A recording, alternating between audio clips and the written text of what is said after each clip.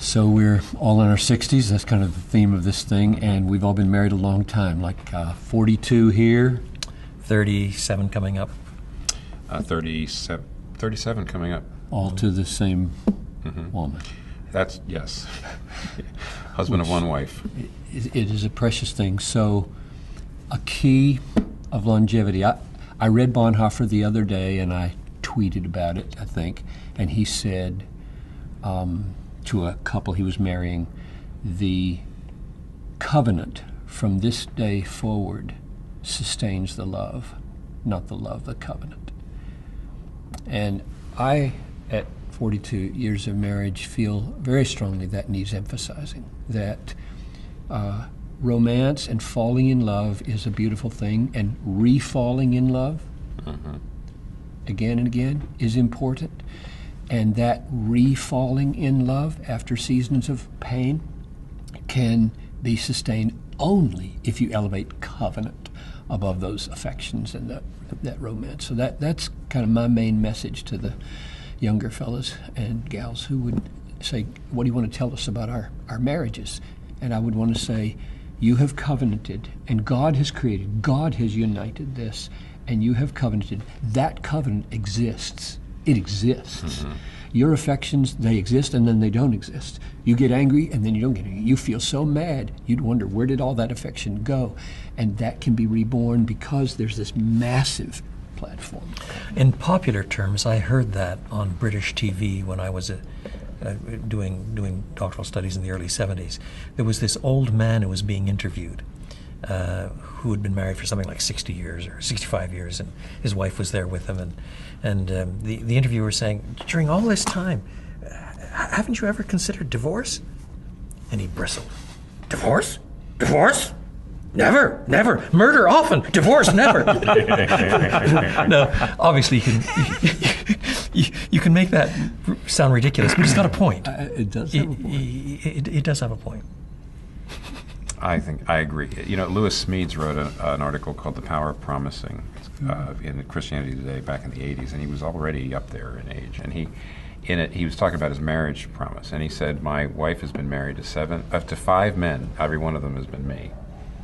And he says the one thing, the thread that kept all 5 of them together is my promise. My promise is I will be there for you. I will be faithful to you. And he's trying to get across the fact that you change, your spouse changes. And it reminds me a little bit of Stanley Hauerwas, who says you always marry the wrong person, which means even if you think you're marrying the right person, marriage is such a big deal that once you actually get together, you start to change each other. And so the basis of your marriage can't be the feeling, and the basis of your marriage can't even be we're just kindred spirits, because your spirits will go in and out of being kindred. The thing that keeps it is the promise. I made a promise. I've made an appointment with you in the future to be your husband every year. I think you're absolutely right. It's a covenant.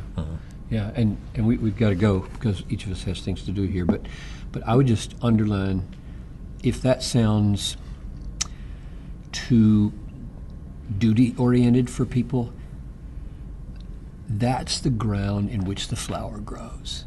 That's the ground in which, because if you're in a season right now where the flower is wilted, and you think the solution is to pull the plant up, that's not the solution. The ground of covenant, the ground of promise, the ground of no divorce, maybe murder, but no that's the ground where it can reflourish, and it does. I just testify from 42 years that falling in love with my wife again and again is a very beautiful thing. And ideally, that is nurtured, at least in part, by grounding marriage itself in Scripture in a big framework. Yep.